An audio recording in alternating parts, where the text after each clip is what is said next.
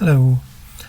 So I've been watching For My Sins, Don't Exclude Me on BBC Two.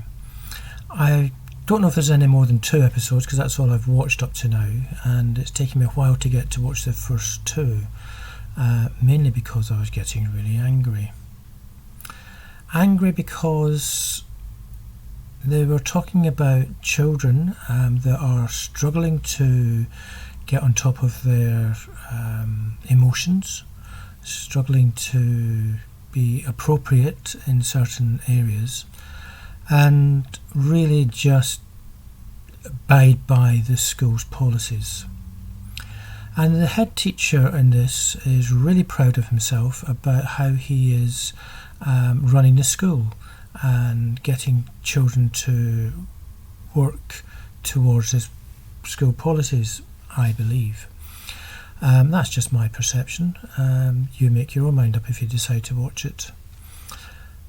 But what was getting me annoyed is this head teacher was really adamant that he was doing everything possible for the children that were being highlighted in the programme.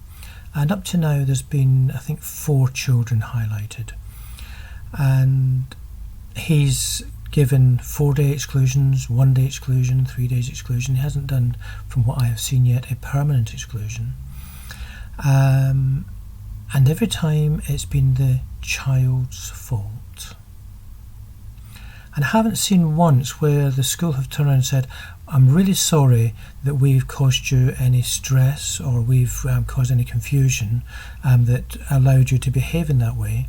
It was, we don't tolerate behaviour like this, you know this, therefore we're going to have to exclude you, but we want you to understand why you've done this sort of thing. Some of it was to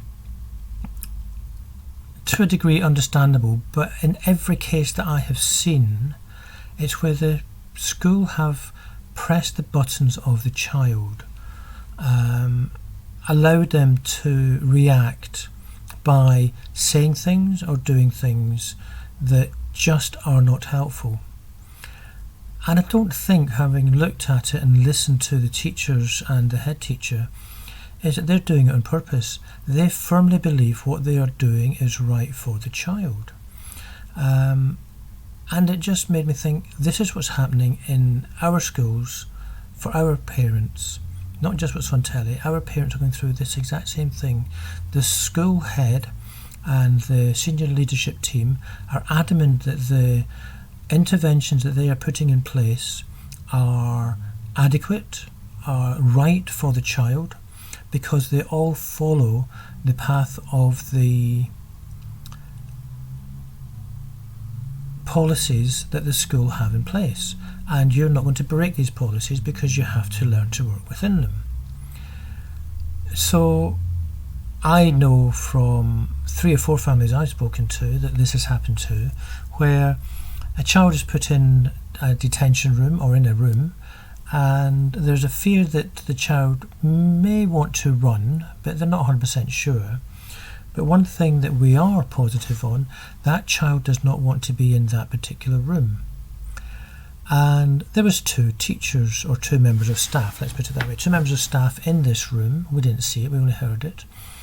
And they were blocking the exit out of the room, where this young man does have a diagnosis of autism, was getting frustrated, was feeling enclosed, did not want to be there, so he pushed a member of staff out of the way.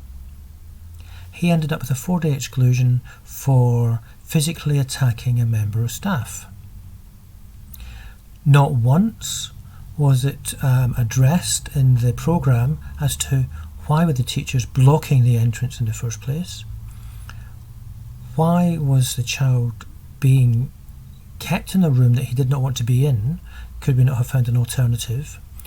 And the result was they wanted the child to apologise for physically attacking a member of staff. And so he had to apologise and get a 4-day exclusion. That could have been handled so much differently, and that child could have been so much more positive feedback based on what's happening.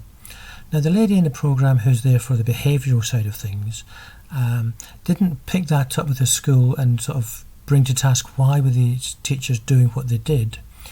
But she did sort of say that what they would like to do is explore, was there other ways that could have been dealt with? But it was only from his point of view. What could he have done differently rather than push the teacher? Which for me was a bit sad, because we need to be looking at why are staff doing certain things to our children to make them behave that way. And it's something that I definitely want to do. And if you've got examples, please come back, because I want to tackle schools and sort of say, let's work together.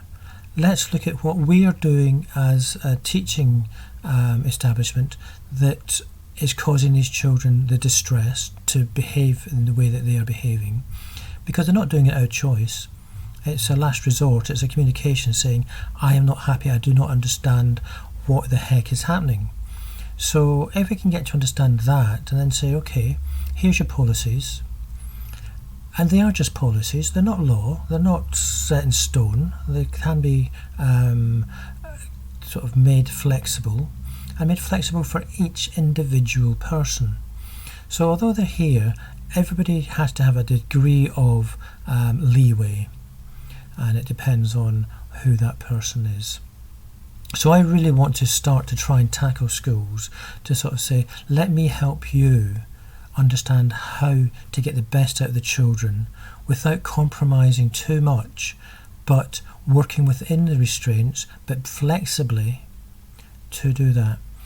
So you know your stories. I've had my own stories that I can tell from my own children, and you'll have the same similar stories where our children are being excluded or being put into detention, when 9 times out of 10 it's because of the way the teachers are talking to our children, or demanding certain things, or just not thinking straight because the policies say you must do this, even though it may not be reasonable for that particular person.